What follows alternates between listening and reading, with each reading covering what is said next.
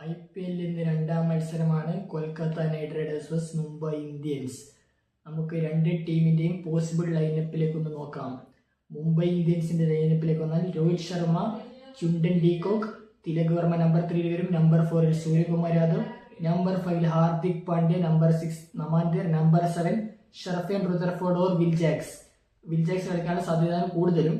Number 8 Deepak Chahar or Shardul Thakur, number 9 Allah Ghazanfar, അദ്ദേഹം debut ചെയ്യും, number 10 Jasprit Bumrah, number 11 Ashwani Kumar, impact പറയായിട്ട് ട്രെന്റ് ബോൾട്ടും ഉണ്ടാവും. കൊൽക്കത്ത നൈറ്റ് റൈഡേഴ്സിന്റെ പോസിബിൾ ലൈനപ്പിലേക്ക് വന്നാൽ ഓപ്പണിംഗിൽ ഫിൻ അലനും അജിൻക്യ രഹാനെയും കൂടി ചേർന്ന് ഓപ്പൺ ചെയ്യും.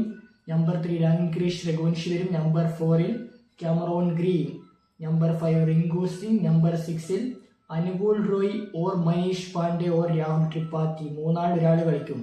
നമ്പർ 7 രമൻദീപ് സിംഗ്, അതൊരു പ്രശ്നമാണ്, ഇവർക്ക് ഫിനിഷർ ഇല്ലാത്തൊരു പ്രശ്നമുണ്ട്. Number 8 Sunil Narine, number 9 Vaibhav Arora, number 10 Varun Chakravarthy, number 11 Blessing Muzarabani.